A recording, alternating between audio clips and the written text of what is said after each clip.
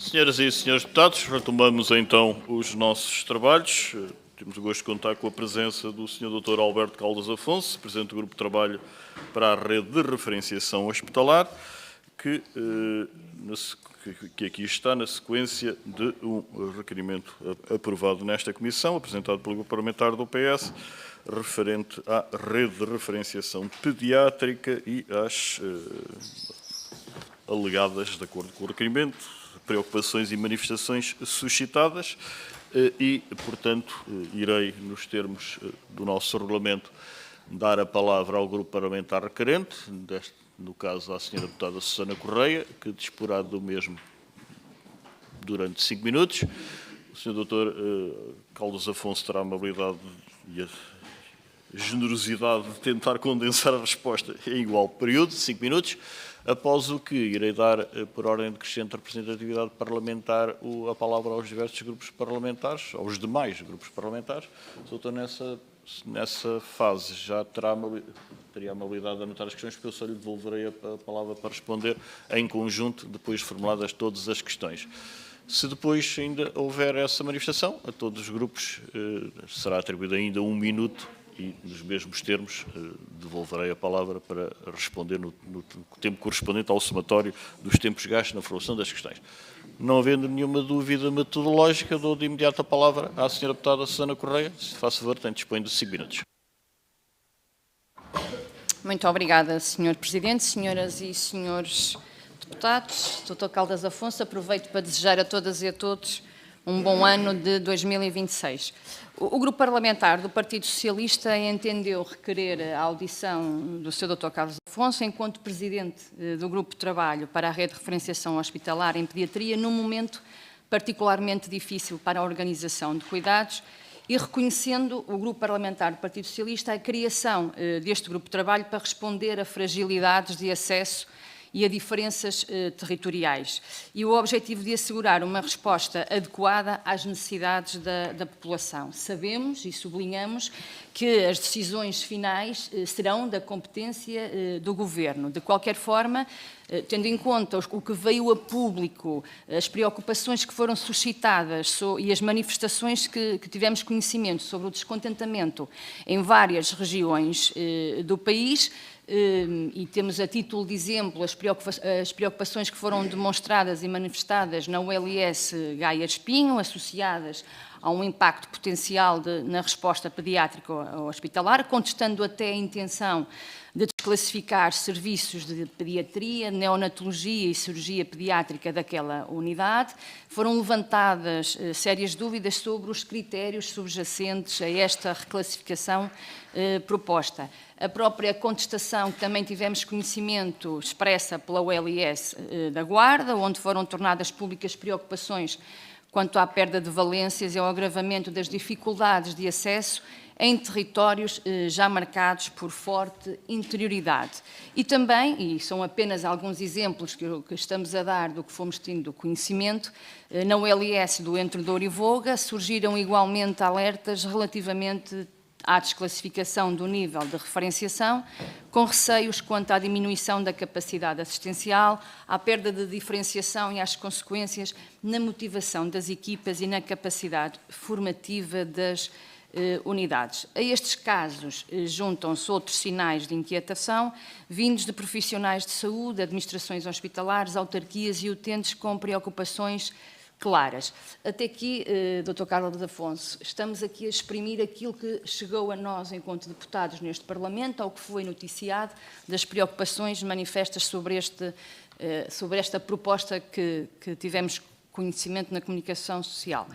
A redução da proximidade dos cuidados, o aumento das deslocações obrigatórias para outras urgências, a maior pressão sobre hospitais centrais que já estão subcarregados e, em alguns casos, a perda de diferenciação clínica com impacto direto na fixação dos profissionais de saúde, na própria motivação desses profissionais naquelas unidades, e até a qualidade de alguns projetos que já estão em curso, são também para nós preocupações que juntamos a estas preocupações que eu já dei como exemplos. E, portanto, nós terminamos este pedido de esclarecimento ao Dr. Caldas Afonso com 6 questões, e são 6 questões muito concretas. A primeira é os critérios na definição desta nova rede de referenciação.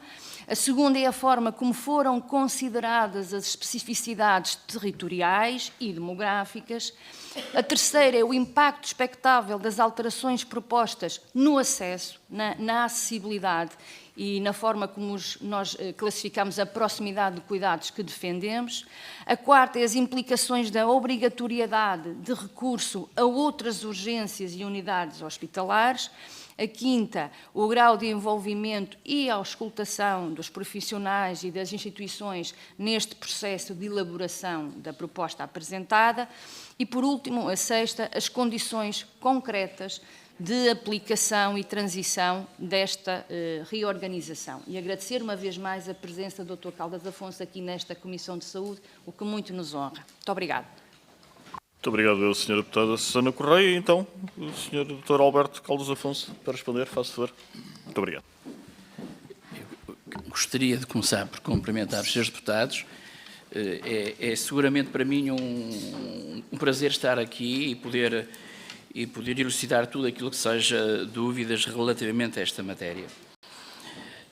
Eu gostava de fazer muito rápido contextualização daquilo que é, primeiro, a saúde materna e infantil do nosso país. Nós, Portugal, felizmente, continua a ser um dos melhores países em termos de resultados na área materna e infantil. Nós, aliás, somos um case study daquilo que tem a ver com muitos dos outcomes que foram conseguidos, e muito foi conseguido através daquilo que foi a sequência das várias comissões, que eu tive o privilégio de pertencer a grande parte delas, desde logo ainda como interno, na primeira grande comissão do tempo do Dr. Albino Aroso e o professor Torrado da Silva, que fez uma grande reforma daquilo que foi o contexto da saúde infantil em Portugal. Eu lembro que não foi, é um bom exemplo em que não é de injetar dinheiro no sistema, mas a coragem de reorganizar naquilo que tem a ver com a qualidade, a acessibilidade, quer neste caso das grávidas e daquilo que é a consequência dos recém-nascidos. E, portanto, nessa época foi Portugal, e nos 50 anos da democracia, Portugal tinha, e se pegamos em 74, tinha uma taxa de mortalidade infantil bem acima da média da União Europeia, 40 por 1000, a União Europeia tinha 22, e neste momento temos 3 por 1000, o que nos coloca no top 10 em termos do principal indicador de saúde de qualquer país. E, portanto, o papel que têm tido ao longo destas décadas as diversas comissões, do meu ponto de vista, tem sido um papel exemplar. E o que é que foi feito nessa época? Nessa época, 80% dos nascimentos foram dos hospitais, portanto, em que não havia a segurança, quer para a grávida, quer para o recém-nascido, e houve a coragem dessa comissão de identificar locais em que pelo menos 2 premissas estivessem presentes. A primeira premissa era que haver um obstetra, e a segunda premissa, um pediatra. Na neonatologia, na altura, ainda não se falava, porque o desenvolvimento desta especialidade, e depois teria muito gosto de falar sobre isso, tem características muito próprias, ainda não estava presente. E passou-se de 200 locais de nascimento para 50 locais de nascimento, tendo como premissa também aquilo que é a massa crítica para que o exercício seja feito com qualidade, e o cut-off foi dos 1.500 partos, ou seja, onde não havia 1.500 partos, não era considerado como local de segurança. E com isto passou-se para estes indicadores, efetivamente, que todos conhecemos e que todos nos orgulhamos na área materno-infantil. Quando fomos convidados a continuar aquilo que, como digo, eu já tinha participado em 4 a 5 comissões anteriores, aliás, estive também na comissão do Sr. Ministro Correia de Campos, quando se tentou também fazer uma reforma um pouco parecida ou adequada à época, no sentido de também limitar alguns locais em que a segurança não estava prevista. Pertencia também a essa comissão, portanto tenho um conhecimento muito longo sobre esta matéria. Dito isto, é importante dizer que os elementos da Comissão, e a grande preocupação foi envolver quem, do ponto de vista técnico-científico, reúne no nosso país, e felizmente temos de uma maneira muito clara um máximo de conhecimento. E, portanto, estão representados os presidentes dos colégios da respectiva especialidade, pediatria, obstetrícia, medicina geral familiar, saúde pública e das sociedades científicas. E tem sido feito um trabalho, como todos sabem, pro bono, ao fim destes 18 meses, em que todas as semanas, depois do nosso dia de trabalho, nos reunimos para fazer uma série de propostas, de documentos, que, do nosso ponto de vista, são fundamentais para a situação preocupante, que, independentemente dos resultados que temos, obviamente que é uma situação preocupante e que urge tomar medidas sem qualquer dúvida. Uma coisa que era importante, acho que provavelmente tive a oportunidade de ler, nesta proposta de rede de referenciação, nós não falamos, porque deixamos para um segundo ponto, sobre a questão da rede de serviços de urgências de pediatria. E, portanto, não podemos confundir aqui as coisas. E, portanto, esta nota é importante. Nós, o que é que fizemos? Mapeamos o país todo, deslocámos-nos ao país todo, e como tínhamos as informações, quer dos próprios diretores de serviço onde estivemos e daquilo que eram os relatórios, que é o documento mais rigoroso que podemos ter sobre o Colégio da Especialidade, em que avalia cada serviço, as suas características, as suas capacidades, desde logo para as capacidades formativas, para que podermos, na plenitude, aumentar o máximo das nossas capacidades formativas, porque, de facto, temos uma grande necessidade de recursos humanos, nomeadamente na área da ginecologia e obstetrícia e da pediatria, e se tivéssemos tempo, gostava também um pouco de falar sobre isso. Ou seja, nós envolvemos as pessoas e tivemos como base no documento de avaliação, obviamente, o mapeamento do país, as distâncias e aquilo que os serviços tinham para oferecer. O documento esteve em discussão pública, lemos tudo aquilo das preocupações que a senhora deputada teve a oportunidade de dizer, e aquilo que lhe posso dizer é que todas foram facilmente esclarecidas, porque, eu vou-lhe dar o exemplo, Gaia Espinho, a classificação, e respondo já, a classificação, não fomos nós que inventamos uma classificação, não pretendemos inventar a roda quando ela já está bem inventada. Estamos nos fóruns internacionais, faço parte da Comissão Europeia nesta área e, portanto, a definição dos serviços, da tipologia dos serviços, de acordo com a missão dos serviços e com a sua localização, é uma determinação internacional que todos os profissionais de saúde conhecem e que tem critérios, nomeadamente a questão de Gaia. Gaia, que estava, pelaquilo que foi a visita, pelaquilo que eram os critérios, estava classificado como 2A, porquê? Porque não tinha cuidados intermédios. E, portanto, nós temos que ser rigorosos naquilo que são as classificações, não pode ser mais ou menos como dá jeito, mas tivemos a preocupação de falar com o Conselho de Administração de Gaia, que manifestou o interesse em rapidamente reformular e ter cuidados intermédios, e temos que acreditar naquilo que é do interesse das próprias populações, do próprio Conselho de Administração, e, portanto, no relatório que nós propusemos final, já foi feita a classificação, tendo em conta que, apesar de não ter os cuidados intermédios, há um compromisso, há uma carta de compromisso para que isso aconteça.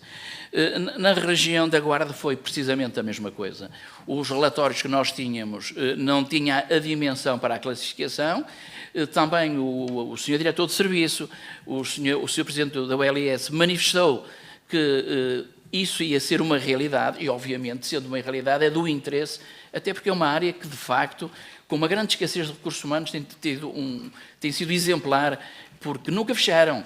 E, portanto, se há alguém que deve ser apoiado e ajudado e acreditar na vontade que nós sentimos, são estes locais. E, portanto, foi isso que foi feito, foi isso que foi corrigido perante aquilo que foram cartas de intenção, que aquilo que lhes faltava iam ser conseguidas. Para concluir, não sei se respondi à totalidade. Portanto, houve envolvimentos profissionais ao mais alto nível e, portanto, nós conhecemos todos. E, portanto, acima de tudo, aquilo que, e esta, mesmo para concluir, não temos dúvidas nenhumas que o nosso país, em termos de rede e de acordo com a missão de cada hospital na sua localização, passa a ter aquilo que é o mais importante. À medida que cada hospital ultrapassa a sua capacidade técnica pela complexidade, pela dimensão, pelo know-how, sabe perfeitamente articular-se com os serviços que estão a montante para dar a continuidade de resposta à criança e ao adolescente. Portanto, a metodologia foi esta e foi uma metodologia que foi ao encontro dos interesses, acima de tudo, das crianças, das famílias, dar uma resposta ao máximo de proximidade, mas quando ela não é possível, saber qual é essa articulação. E não estarem os colegas, como acontecia até agora, e vai acontecendo, ter que telefonar a pedir favores para aquele hospital, se me pode receber um doente que tenha uma maior complexidade. Não, as coisas agora estão perfeitamente organizadas com esta linha de condução e, portanto, vem aumentar a acessibilidade e dar uma resposta bem mais segura e de qualidade. Muito obrigado, Sra. Dra. Carlos Afonso. Vamos então prosseguir e, como referi, o Sr. Doutor teria a amabilidade de anotar as questões, porque só lhe darei a palavra depois de formadas todas as questões pelos diversos grupos parlamentares. Da parte do grupo parlamentar do Partido Social Democrata, a Sra. Deputada Sofia Machado Fernandes. Se faz favor, dispõe até 5 minutos. Muito bom dia, Sr. Presidente, Sr. Dr. Alberto Caldas Afonso, senhoras e senhores deputados. Quero aproveitar também o momento para desejar um bom ano a todos. Naturalmente, agradecer a sua presença, Sr. Dr. Caldas Afonso, e a sua breve explicação da metodologia que foi usada pela sua equipa na realização do trabalho, que muito bem já disse, no terreno, e que levou a esta proposta da Rede de Referenciação Hospitalar Pediátrica. Documento que é essencial para a avaliação da capacidade do nosso sistema em garantir cuidados de saúde adequados às crianças e aos adolescentes. Esta extensa e bem elaborada proposta evidencia claros progressos na articulação entre as unidades hospitalares e nos mecanismos de referenciação, sobretudo nas regiões Norte e Centro. Também é de evidenciar a aposta clara na metodologia de monitorização e indicadores. O documento em causa confirma ainda que estamos no caminho certo, mas é imperativo consolidar a rede para assegurar um sistema pediátrico verdadeiramente abrangente e equitativo. Aliás, o Colégio de Pediatria da Ordem dos Médicos afirmou que a proposta da nova rede de referenciação pediátrica não altera o modelo existente, mas sim torna muito mais ágil e dinâmico, garantindo respostas mais rápidas e encaminhamento claro entre hospitais. Por sua vez, a Comissão Nacional de Saúde da Mulher, da Criança e do Adolescente defende rede com recursos distribuídos racionalmente e cuidados especializados. Esta reorganização pretende assim assegurar que os recursos disponíveis sejam utilizados de forma eficiente, permitindo uma maior especialização no tratamento de situações pediátricas que o exigem e promove a coordenação entre vários níveis de cuidados hospitalares. No entanto, apesar de estarmos, como já fiz referência, na presença de um documento bem elaborado, estamos ainda perante um relatório técnico. Este documento esteve em discussão pública até ao dia 10 de novembro do ano que terminou há dias e ainda não está fechado. Aguardamos agora as decisões políticas sustentadas neste documento, bem como nas opiniões, sugestões e críticas recebidas durante a discussão pública e que estão agora a ser ponderadas. Reitero que uma rede de referenciação não é um ato meramente administrativo. É uma decisão política que tem impacto direto no acesso aos cuidados de saúde, pelo que considero, e permita uma franqueza, que este pedido de audição pelo Partido Socialista afigura-se extemporâneo. O PSD entende que este é um tema sensível não só para as famílias portuguesas, mas também para os autarcas. Assim, consideramos que as medidas políticas que venham a ser implementadas irão de encontro aos seus anseios. Assim sendo, Sr. Dr. Caldas Afonso, na sua opinião, enquanto presidente deste grupo de trabalho que elaborou a proposta de rede, de que forma esta proposta garante a equidade no acesso aos cuidados especializados, especialmente para as crianças que vivem em regiões com menor cobertura hospitalar? Muito obrigada. Muito obrigado. Obrigado, Sra. Deputada Sofia Machado Fernandes. A palavra agora ao grupo parlamentar do Chega, a Sra. Deputada Cláudia Estevão. Muito obrigado. Sim. Cumprimento o Sr. Presidente, cumprimento os senhores e senhoras deputadas, cumprimento o professor Alberto Caldas Afonso e também começo por vos desejar a todos um feliz 2026. Antes de mais, agradecer ao professor... Só um bocadinho. rapidinho. Antes de mais, agradecer ao professor Alberto Caldas Afonso a disponibilidade para estar nesta comissão e pronunciar sobre uma matéria que tem efetivamente um forte impacto na vida de tantas crianças e de tantas famílias. E aqui, no fundo, estamos a ouvi-lo, embora seja um grupo de trabalho, mas estamos a ouvi-lo na qualidade de presidente do grupo de trabalho que apresentou esta proposta de rede de referenciação da pediatria, hospitalar em pediatria. E o que queremos apurar, no fundo, nesta audição, é se esta proposta que apresentou é de forma comprovada e efetiva, capaz de melhorar o acesso das crianças e das famílias aos cuidados de saúde. Nós temos aqui algumas perguntas em que acompanhamos as perguntas que já foram aqui concretizadas, mas elas têm nuances e, portanto, eu vou optar por continuar a colocá-las. No que diz respeito às diferenças regionais, o próprio documento que foi apresentado admite a existência de assimetrias regionais relevantes e consagra a monitorização de tempos de acesso, tempos de espera e transferências entre as unidades. Estes pressupostos estão assumidos na proposta e justificam, portanto, a necessidade de um esclarecimento aqui objetivo e fundamentado. Nós vamos começar por algumas áreas em concreto e temos 5 perguntas a apresentar. No que respeita aos critérios, a proposta classifica unidades por níveis, define áreas de influência e concentra cuidados de maior diferenciação. Portanto, a questão que nós queremos colocar hoje é, sendo evidente que foram utilizados critérios técnicos, quais foram esses critérios concretamente? E como é que foram aplicados às diferentes unidades? E se esta comissão poderá ter acesso à respectiva fundamentação da classificação por hospital. Depois, no que respeita à temática do impacto territorial. Portanto, uma rede nacional, na realidade, só cumpre o seu objetivo se melhorar efetivamente o acesso aos cuidados de saúde em todo o território. E a proposta, e aquilo que nós gostávamos de perceber, é se este grupo de trabalho teve a sustentação de um estudo prévio de impacto territorial que compare a situação atual àquela que a proposta da rede propõe, em termos de tempos de acesso, distâncias percorridas e necessidades de transferências interhospitalares por concelho e por unidade. E também que metodologia foi utilizada e que resultados concretos sustentam a conclusão de que esta rede proposta não agrava o acesso, sobretudo em territórios já periféricos. Terceiro ponto é o funcionamento no terreno.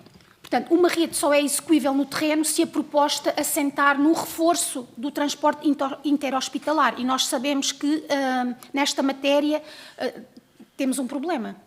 E, portanto, nós gostávamos de tentar perceber que a capacidade existente foi considerado neste grupo de trabalho para desenhar a rede, e que necessidades adicionais o grupo de trabalho identificou e se apresentou já essas necessidades de reforço ao Ministério da Saúde. Depois temos o ponto da multidisciplinaridade. Portanto, uma rede pediátrica segura não resulta apenas da classificação de serviços, resulta do desenho do percurso do doente e da articulação efetiva entre as diferentes áreas profissionais. E, nesse contexto, a proposta, embora invoque multidisciplinaridade, nós gostávamos de tentar compreender quais foram os contributos formais e documentados das diferentes áreas profissionais. E por que via e em que pontos concretos do texto final esses contributos estão espelhados. Depois, a terminar, a confiança pública. Têm sido públicas diversas preocupações sobre a forma como determinadas opções podem estar a beneficiar alguns centros e, nesse contexto, a pergunta que gostávamos de saber é se foram recolhidas declarações formais de interesse a todos os membros do grupo de trabalho e se houve situações de impedimento ou escusa quando estavam em causa decisões com impacto direto em unidades específicas. Muito obrigada. Muito obrigado, Sra. Deputada Cláudia Estevão. Agora passo a palavra ao Grupo Parlamentar da Iniciativa Liberal, Sra. Deputada Joana Cordeiro. Faço 5 minutos. Obrigada, Sr. Presidente. Cumprimento os Srs. Deputados, cumprimento o Dr. Alberto Caldas Afonso, a quem agradeço também a presença aqui na Comissão. Eu gostava de começar por dizer que a Iniciativa Liberal reconhece a importância da existência de redes de referenciação, porque a diferenciação de cuidados, quando bem desenhada, é obviamente essencial para garantir qualidade, para garantir segurança, melhores resultados e saúde, e essa diferenciação, obviamente, depende do volume, da diversidade de situações tratadas, de situações clínicas tratadas, da existência de equipas experientes e da capacidade de resposta permanente. E é por isso que não é possível, e não é desejável, por isto que eu expliquei, que seja possível, ou que não é possível, ter todas as valências, todas abertas em todos os sítios ao mesmo tempo, exatamente porque este volume e esta diferenciação é precisa. E isto eu acho que é muito importante explicar, porque às vezes fala-se muito em concentração de serviços, mas tem que se explicar porque é que isto acontece, e acho que esta explicação tem falhado. E acho que isto é o mais importante desta audição, porque obviamente um sistema de saúde que tenta fazer tudo em todo o lado acaba por correr o risco de não conseguir fazer nada bem e não consegue fazer bem aquilo que é mais exigente e mais sensível, porque precisa do tal volume e da experiência das equipas que nem sempre existe, porque não há volume em determinados locais. E, portanto, isto sobretudo em áreas como a pediatria e a neonatologia. Depois, é muito importante também ter estas redes de referenciação sempre atualizadas, obviamente tendo em conta a evolução da prática clínica e a própria organização do Serviço Nacional de Saúde, mas também, obviamente, tendo em conta a realidade dos recursos disponíveis, mas acho que é importante dizer que as redes não podem ser desenhadas apenas porque não temos recursos. Os recursos têm que sempre tentar ser garantidos, mas depois, obviamente, por uma questão de organização e da tal diferenciação, é preciso haver critérios que então desenhem estas redes. E, portanto, é muito relevante a atualização desta rede. O Grupo de Trabalho teve um mandato claro e de acordo com o despacho, eu cito, para criar uma proposta de rede de referenciação em pediatria e neonatologia, incluindo a rede de serviços de urgência, consistente com os recursos disponíveis. E, neste sentido, obviamente, ninguém estava à espera, ou pelo menos nós não estávamos à espera, que este plano, que a proposta, que irá ser apresentada a proposta final, mas pelo menos a proposta inicial, que é aquela que nós temos conhecimento já, que seja propriamente um plano de investimentos ou um plano de implementação, porque essa é obviamente uma responsabilidade do Governo, mas uma proposta que se assume como consistente com os recursos disponíveis deve explicitar os pressupostos dessa consistência e também os riscos que identificou para a elaboração desta proposta. E é isso que nós queremos clarificar e é nesse sentido que vão as nossas perguntas. Porque queremos perceber como é que foi avaliada a consistência da proposta com a realidade do SNS, como é que a rede funciona quando aqueles critérios que estão definidos não se cumprem, ou, por exemplo, quando os rácios que são recomendados também não existem, e se estamos perante uma resposta, ou uma rede abrangente de toda a resposta pediátrica hospitalar. E concretamente, pergunto-lhe se esta proposta deve ser vista como uma atualização da rede de referenciação que já existia, ou acaba por ser uma proposta que tem aqui algumas alterações mais estruturais e mudanças maiores, e gostava que se explicasse, e aquelas que são positivas e negativas. Depois, novamente, se é consistente com os recursos disponíveis, como é que foi feita essa avaliação? Portanto, em particular ao nível dos recursos humanos, da capacidade instalada e da capacidade do tal transporte interhospitalar pediátrico. Depois, sobre os rácios de recursos humanos recomendados. Esses rácios devem ser entendidos como uma condição necessária para estar na rede, como objetivos a atingir, como critérios orientadores e depois, em concreto, o que é que acontece quando os rácios não são cumpridos. Pronto. Depois, e neste âmbito, quando um hospital não cumpre os critérios que são definidos para o nível de diferenciação que lhe é atribuído, o que é que acontece? Porque é que acontece às valências? Se mantém na rede em algum regime transitório, se a rede já admite exceções, portanto, como é que se garante que o acesso fica mantido para as crianças? Depois, existem muitas especialidades pediátricas que ficaram de fora desta rede de referenciação, estão lá referidas, novamente, na proposta inicial a que temos acesso, e gostava de perceber porquê, porque é que a rede de referenciação só está para algumas especialidades e não para outras, porque, por exemplo, nós sabemos que há problemas, por exemplo, na ortopedia, na oftalmologia, portanto, porque é que isto não foi tido em conta na rede de referenciação? Depois, sobre o transporte interhospitalar pediátrico, a proposta atribui-lhe um papel muito importante, mas isto já foi perguntado, mas existem problemas e, portanto, pergunto se o que é que acontece se isto falhar, se isto foi identificado como alguma fragilidade. Mesmo para terminar, sobre a consulta pública, quais foram as principais preocupações e o número de contributos que foram recolhidos e quais é que acolheram e não acolheram? E, por fim, quais são os principais riscos desta proposta? Obrigada. Obrigado, eu também, Sra. Deputada Joana Cordeiro. Então, a palavra ao Sr. Dr. Caldas Afonso, que terá a amabilidade de tentar acomodar as respostas nos 15 minutos. Muito obrigado. Eu acho que era importante, desde logo,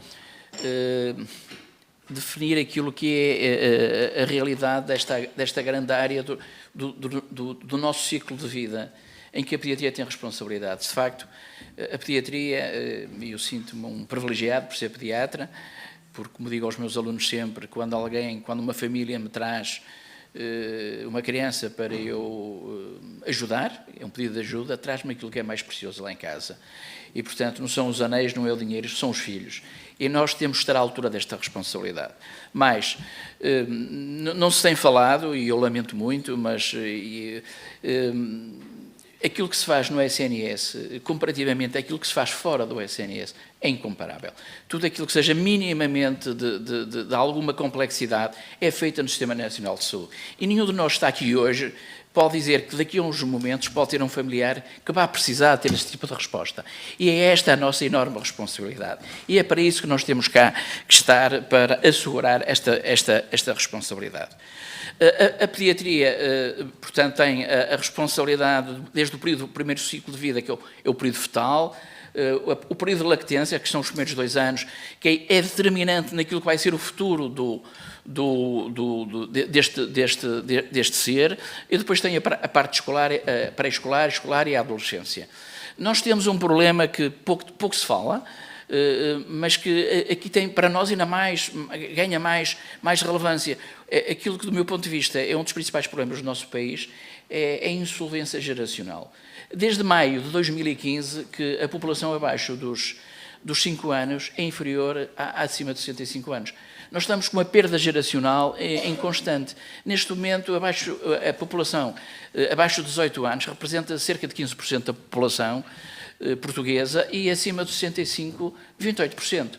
E, portanto, nós temos tudo que fazer para que isto que é o futuro de qualquer país, que são as crianças e os jovens, tenham, primeiro, toda aquela parte preventiva que é fundamental, seja preservada, mas, ao mesmo tempo, aquilo que está a acontecer desde as 2 décadas. Eu, quando comecei o meu internato de pediatria, se tivesse uma criança que tinha uma leucemia, eu sabia que tinha um problema enormíssimo à minha frente. Se ia ter com os pais e provavelmente ia lhe dizer que o filho ia morrer. Felizmente, a evolução da ciência, a área em que a evolução da ciência mais cresce, é as áreas da saúde. Cada 2 anos duplica o conhecimento, ou seja, um estudante que acaba o curso, deixa por qualquer motivo, vai fazer uma área diferente, tem todo o direito, se quiser voltar ao fim de 5 anos tem que voltar à escola. É impressionante esta evolução. Hoje em dia nós tratamos crianças que morriam no passado, nas diversas áreas. Um bom exemplo, nós tínhamos uma doença que é bastante prevalente, que é a mucoviscidose. A esperança de vida há 2 décadas era de 15 anos. Neste momento é de 50 anos.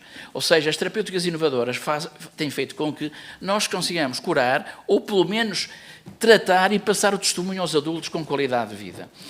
E é por isso que a pediatria, diferentemente daquilo que é da especialidade de adultos, nós somos todos pediatras, temos 5 anos de formação e depois cada um pode ou não escolher uma área específica. Eu sou nefrologista pediátrico, dentro da minha área, até o fim, que é o transplante renal, é feito por pediatras. Portanto, e agora temos que perceber, e vamos à questão, temos que perceber o país que temos, a população que temos, a epidemiologia dos problemas do país e fazer face, de acordo com isso, aos recursos que nós temos, que são necessários para responder na totalidade. Eu, quando comecei também a especialidade, era muito frequente termos que mandar crianças para o estrangeiro. E eu tenho orgulho de viver num país que nunca me recusou, quando não tínhamos uma resposta interna no país, de poder ter uma solução. Ainda na semana passada, numa situação extremamente, uma doença raríssima, mas em que, de facto, o conhecimento levou a que, neste momento, seja possível inverter uma situação que nenhuma família seguramente gostaria de passar, que é um atingimento motor e cognitivo profundo, mas que há, neste momento, um tratamento através das novas terapêuticas genéticas e que vai melhorar claramente uma criança que ia ficar a vida inteira enquanto cá estivesse deitado, sem ter qualquer atividade motora nem cognitiva, vai andar, vai comer, vai interagir. Custa 4 milhões de euros o tratamento, mas foi-nos autorizado a fazê-lo. E eu sinto-me muito feliz por estar num país que me permite isto. Portanto, as áreas de diferenciação, obviamente, que têm que estar de acordo com a incidência das patologias. Nós não podemos ter um serviço de nefrologia, um bom exemplo, em todos os hospitais, não. Eles têm que estar nos locais em que haja massa crítica, e nós estamos à vontade para dizer que aquilo que fazemos em qualquer área de conhecimento, endocrinologia pediátrica, nefrologia, tudo aquilo que neste momento já são reconhecidas pela Ordem como subespecialidades e para a qual há um programa formativo próprio para fazer, que o fazemos de igual modo com qualquer país do espaço em que nos encontramos mais. Nas redes de referenciação europeia, em que nós pertencemos, nós temos o orgulho de muitas delas nós sermos os coordenadores. Eu sou coordenador da rede de referenciação europeia da área das doenças raras renais. É reconhecida essa nossa capacidade técnica e é por isso que Portugal continua a ser muito atrativo para as pessoas virem viver ou passar férias, porque sabem que têm um serviço de saúde que poucos países têm. E, portanto, dito isto, a rede não existia, as coisas estavam muito dispersas, não havia um fio condutor. A tipologia dos hospitais está definida, de acordo com a missão do hospital. Um hospital de Bragança, seguramente, o Hospital de Bragança, não vamos pretender, porque nem tinha doentes suficientes para isso, para ter endocrinologia pediátrica, nefrologia pediátrica, tem que dar resposta a 90% das necessidades daquela região, que é a pediatria geral, obviamente, e aquilo que tem a ver com o neurodesenvolvimento. É uma área dentro da pediatria que é transversal e que deve estar desde os cuidados de saúde primários até aos hospitais de nível mais baixo. À medida que a patologia começa a ser mais complexa, à medida em que é necessário mais equipamento para tal, mais massa crítica, temos que subir em escala para um local que dê essa resposta com qualidade. E para isso é preciso saber qual é esse local e é preciso saber que há uma articulação que não está-se a fazer favor nenhum, como neste momento ainda acontece, ter a telefonar, podes-me receber este doente, que eu estou com problemas. Não, o caminho está identificado. A pediatria tem também, e é um bom exemplo, há mais de 2 décadas, que tem um transporte intra-hospitalar pediátrico, feito por pediatras, que não tem problemas, eu pelo menos nunca vi na comunicação. No transporte pediátrico, nós vamos buscar todas as semanas crianças a Bragança, nunca houve problema nenhum. Não há problema de resposta. É dos bons exemplos em que um transporte temático, dentro de uma especialidade, funciona e funciona bem. E porquê? Porque, ao mesmo tempo, isso está previsto, o hospital que tem a necessidade de fazer um upgrade em termos de cuidados de saúde para um hospital que tem essas possibilidades, os colegas que lá estão, é obrigatório ter a formação para estabilizar o doente está estabilizado e o doente vai um pediatra buscá-lo, mas o doente está estabilizado e, portanto, garantimos essa segurança. Nós percorremos o país, como disse, vimos as distâncias, há áreas problemáticas, obviamente, uma área que para mim me impressiona, e lá está, isto veio, até foi da integradora da saúde, que provavelmente não percebeu bem a questão, e que lhe respondemos. O LS de Trás-os-Montes e Alto Douro, portanto, que está sediado em Vila Real, tem uma unidade em Chaves e tem uma unidade em Lamego. Vejam, e tem um serviço de pediatria. E é a própria unidade, é o próprio Conselho de Administração, que vem, e assim deve ser, que decide onde é que deve ter um ambulatório, em que sítios é que deve ter um ambulatório, onde é que deve ter um internamento, onde é que deve ter o hospital-dia. Isto são questões de organização da própria OLS.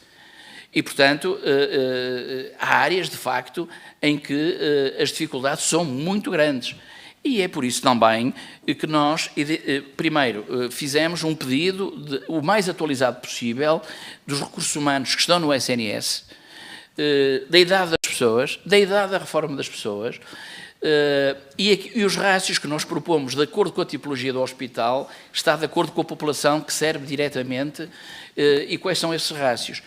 E se estivéssemos a falar na área da ginecologia e obstetrícia, eu estaria muito preocupado, o meu discurso seria bem mais preocupado. Na área da pediatria, apesar de tudo, nós temos sustentabilidade para manter acessibilidade, resposta com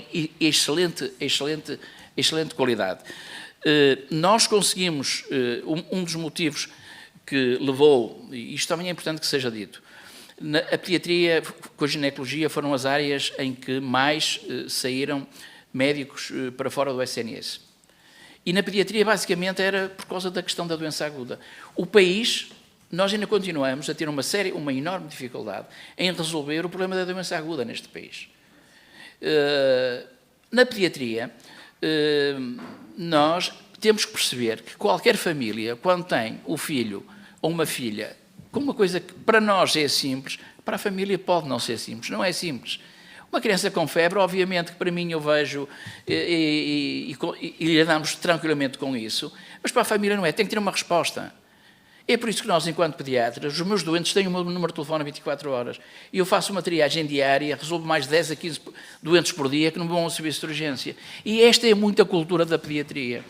E, portanto, aquilo que se conseguiu, e se tem conseguido, que aquilo que correspondia a uma seriação de 45% de situações em que tem uma necessidade de resposta para os pais, mas que não devem ir para um serviço de urgência, que deve estar vocacionado para as respostas que têm que ser rápidas, que são as situações daquilo que é classificado como amarelos e laranja. Esses não podem esperar. Mas não podem estar ao mesmo tempo com um aglomerado, como era o caso, de 45% de situações que têm que ter uma resposta no outro local.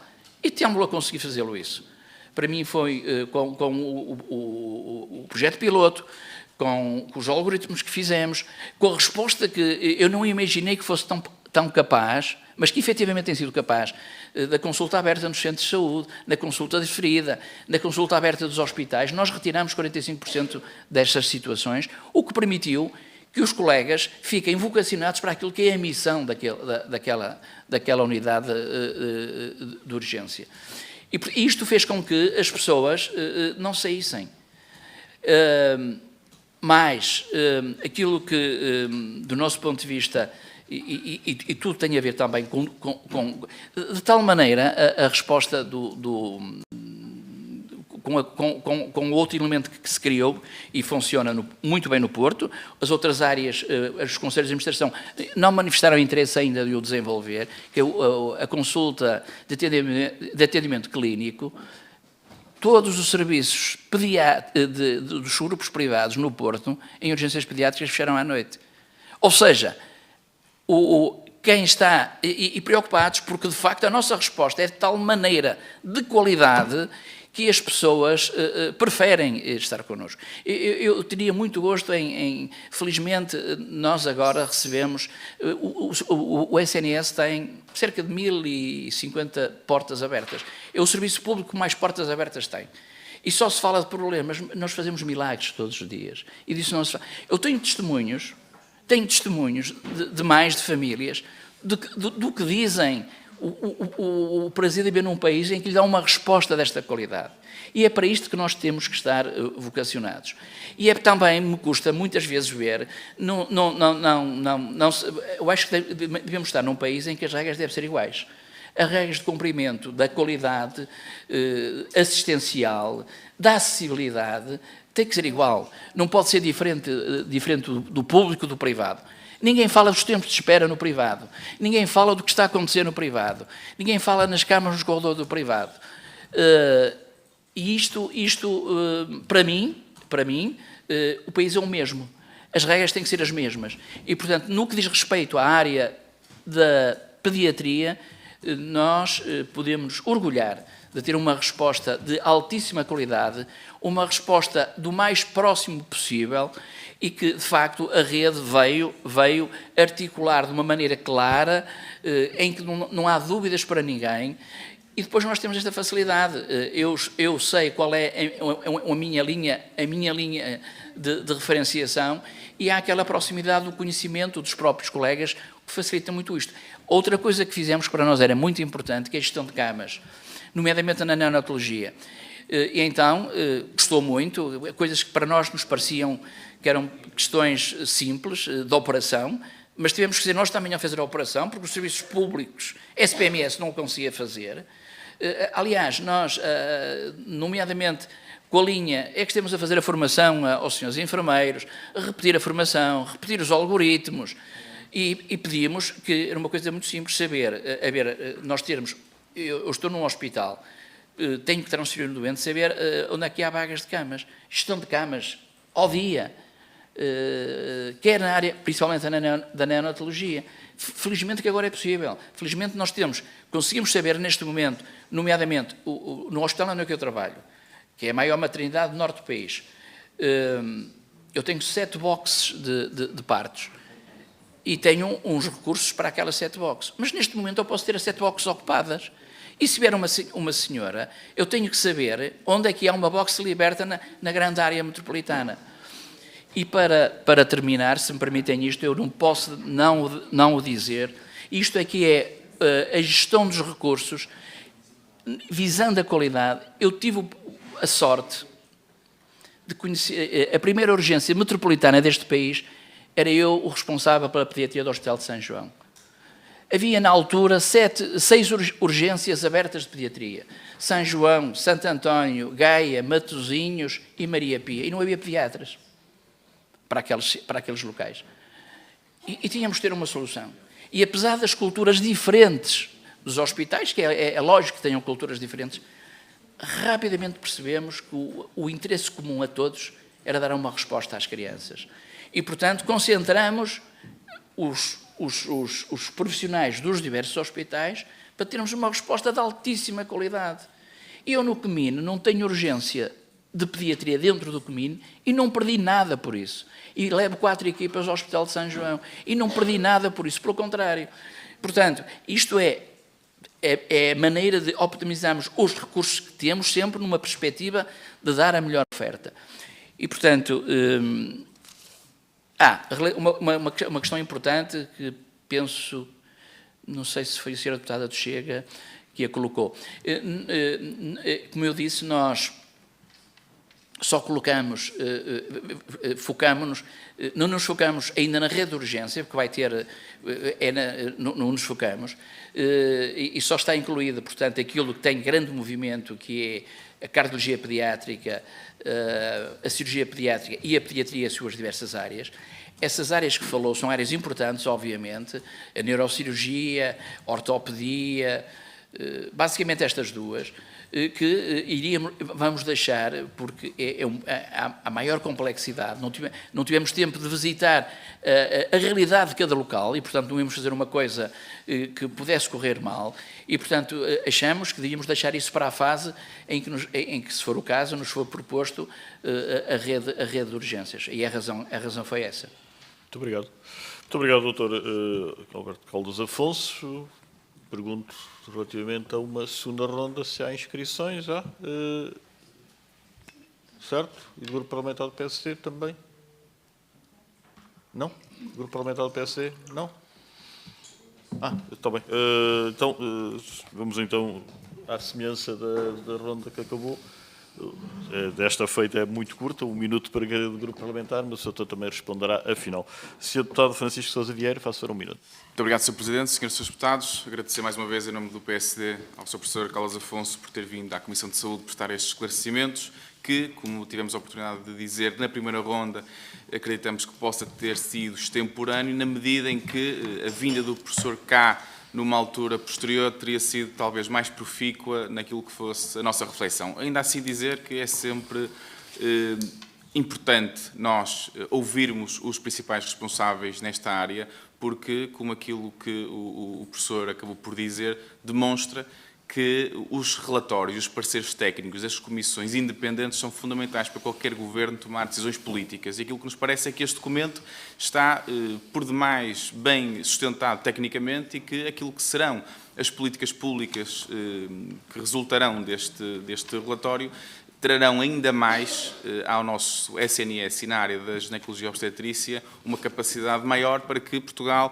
possa não só continuar na liderança daquilo que são daquilo que é esta área na União Europeia, mas possa ainda subir nesse patamar de qualidade, que é isso que em última instância preocupa os portugueses e, portanto, agradecer mais uma vez em nome do PSD ao Sr. Professor pela liderança desta Comissão e por ter vindo cá à Comissão de Saúde. Obrigado. Muito obrigado, Sr. Deputado Francisco da Vieira. A palavra à Sra. Deputada Cláudia Estevão. Faça um minuto. Muito obrigada. Agradecer as respostas que deu, mas nós não conseguimos obter as respostas às perguntas que colocamos. E nesse contexto, o doutor focou essencialmente a experiência dos profissionais que fizeram parte deste grupo de trabalho, mas para avaliar uma proposta desta natureza nós precisamos mais, e reconheço que têm uma experiência excelente, não é? Mas nós precisamos de evidência mais robusta e que vá além da experiência das pessoas que constituem este grupo de trabalho. Nós precisamos de dados, precisamos de sustentação robusta e sentimos que isso não aconteceu nesse contexto. E para concluir, independentemente das respostas que deu, nós sentimos que para conseguirmos fazer o escrutínio desta proposta é necessário que sejam enviados a esta Comissão os critérios concretos que utilizaram para classificar os hospitais e a fundamentação, o estudo de impacto territorial ou não existindo uma nota técnica que explicita a metodologia usada para avaliar tempos, distâncias, transferências e os riscos identificados e, por fim, que sejam disponibilizados também os registros formais dos contributos multidisciplinares que consideraram no desenho desta proposta. O Grupo Parlamentar do Chega avaliará e fará as diligências necessárias para que estes documentos sejam entregues a esta Comissão e para que possamos exercer o nosso trabalho com isenção e rigor. Obrigada. Muito obrigado, Sra. Deputada Cláudia Estevão. A palavra à Sra. Deputada Susana Correia. Também, faça um minuto. Muito obrigada, Sr. Presidente, senhoras e senhores deputados. Dr. Caldas Afonso, agradecer uma vez mais a presença nesta Comissão. Discordo completamente da palavra extemporâneo por parte do Grupo Parlamentar do PSD. Foi muitíssimo útil e pertinente a presença do Dr. Caldas Afonso nesta Comissão. É sempre uma honra ouvi-lo pelo conhecimento, pela forma, pelo entusiasmo que coloca nos esclarecimentos que nos dá. As preocupações que nós trazíamos e fizemos voz com este requerimento, percebemos que há aqui um esforço e uma atenção na possibilidade de as próprias OLS serem levadas a cumprir critérios para que não se perca esta diferenciação e a tal valorização e motivação dos serviços. Percebi também que o grupo de trabalho está atento à proximidade e ao acesso e à segurança e portanto, termino com duas frases do Dr. Caldas Afonso. Portugal tem um serviço de saúde que poucos países têm. O que se faz no SNS é incomparável com o que se faz fora do SNS. Dr. Caldas Afonso, o que precisamos é de continuar a valorizar o que temos de bom e não estragar, efetivamente, o que se fez ao longo de todo este caminho. Muito obrigada. Obrigado, Sra. Deputada Susana Correia. A palavra à Sra. Deputada Joana Cordeiro. Faça. Obrigada, Sr. Presidente. Agradecer também novamente ao Dr. Caldas Afonso aquilo que aqui disse. Disse que no SNS se fazem milagres todos os dias, eu concordo, mas o SNS não se devia gerir com milagres, devia-se gerir com boa gestão, com boa organização, e era para isso que esta audição devia ter servido. Eu gostava que tivesse optado por responder de forma mais concreta às perguntas que foram feitas, portanto gostava de perceber a consistência de muitos dos critérios que foram tidos em conta na rede de referenciação, o que é que acontece, como perguntei, ou se os rácios não forem cumpridos, se os hospitais não cumprirem aquilo que é suposto fazerem, e, portanto, eu gostava de ter percebido exatamente o que é que estava por trás, porque é que foi organizada a rede desta forma, e, de facto, não consegui tirar isso da audição, mas agradeço aquilo que aqui disse e a informação que nos transmitiu, mas, de facto, enquanto nós só fizermos elogios ao SNS e continuarmos a falar em milagres, nós não começamos a resolver problemas. Muito obrigado, Sra. Deputada Joana Cordeiro. E então dou a palavra ao Sr. Dr. Alberto Caldas Afonso. Dispõe de 4 minutos. Muito obrigado e agradeço as perguntas, provavelmente, como foram tantas, mas eu não tenho dificuldade em responder a todas, que fique claro. Eu, quando falo em milagres, não são milagres. São milagres, efetivamente. Eu tenho pena, de facto, que não se valorize devidamente, nomeadamente quando abrimos as televisões, aquilo que os profissionais de saúde e o seu empenho, a sua abnegação conseguem aos portugueses, na realidade, dar uma assistência que a todos nos deve deixar muito felizes. E nós só sabemos isto quando saímos para o outro lado. E, nomeadamente, eu fico muito, durante muito tempo, a Inglaterra era o sítio em que se copiava o sistema de saúde, era o sistema de saúde ideal. Só quem lá vai, uma criança no primeiro ano de vida em Inglaterra não tem acesso ao médico de medicina geral e familiar. Esta é a realidade. Nós estamos muito à frente dessas realidades.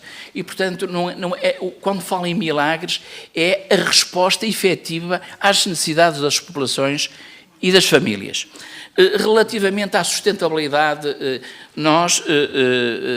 a rede, obviamente, como qualquer rede, tem que ser feita de acordo com a dimensão do país, de acordo com aquilo que há em capacidade instalada no momento, das necessidades em áreas em que tem que se fazer ou não upgrades, e à realidade epidemiológica das necessidades do país na área materno-infantil. E, portanto, isso é baseado em estudos perfeitamente claros do ponto de vista da epidemiologia. É por isso que temos connosco o professor Henrique Barros, da área de saúde pública, que muito nos ajudou nesta matéria. As pessoas foram todas envolvidas. E uma pergunta que me fizeram, e passou-me, que tinham, por exemplo, o colega da Guarda, obviamente, quando se falou na Guarda, tinha conflitos de interesse. Portanto, não teve qualquer intervenção naquilo que foi a decisão. Tivemos essa preocupação. Portanto, tivemos a preocupação de falar com todos os profissionais, a associação de doentes. Portanto, foi um trabalho exaustivo que mapeou o país de acordo com as necessidades epidemiológicas de resposta às populações, de maneira que, no seu contexto nacional, de acordo com a rede viária, fomos ver ao quilómetro os tempos de demora a ter acesso dentro daquilo que era a linha. Portanto, nessa matéria, em termos de gestão, foi feito, permita que lhe diga, com muito rigor e à vontade para o exemplificar ao mais ínfimo pormenor.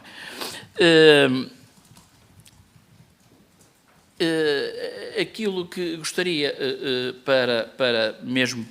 para terminar, é de que não tenho a minha forte convicção é que, independentemente, há outra coisa que é importante, desculpem, e que a senhora deputada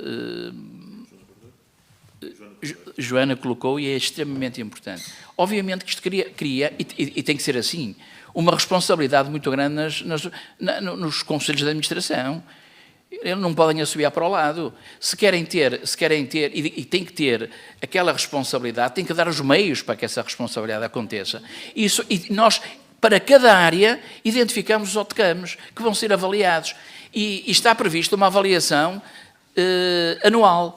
E, portanto, quem não cumpre com os OTCAMs tem que explicar porque é que não cumpre. E quais foram as razões para não cumprir. E se as razões não forem objetivas, obviamente que tem que haver consequências. E, portanto, isto está perfeitamente, só pode ser dessa maneira. E, portanto, os OTCAMs estão perfeitamente identificados, a avaliação está identificada, e um hospital que neste momento até tem um nível, e a classificação está ao pormenor, Sra. Deputada. Eu não li aqui, seria fastidioso estar a dizer o que é um A, um B, quais são os critérios de classificação, mas está no documento de uma maneira perfeitamente ao pormenor essa classificação. Como lhe digo, é uma classificação que bebemos muito daquilo dos países que mais visitamos e achamos que estavam mais bem organizados na área materno-infantil e, portanto, é clara, nomeadamente na área da neonatologia, que tem muito a ver com a prematuridade, a grande prematuridade. Portanto, isso foi visto ao pormenor, foi visto de acordo com a incidência das estatísticas dos últimos anos do nosso país, do número de prematuros, de grande prematuros, onde é que eles devem estar colocados. Portanto, toda essa parte foi feita à exaustão. Há muito trabalho, e volto a dizer pro bono, por estes colegas que acreditam no SNS.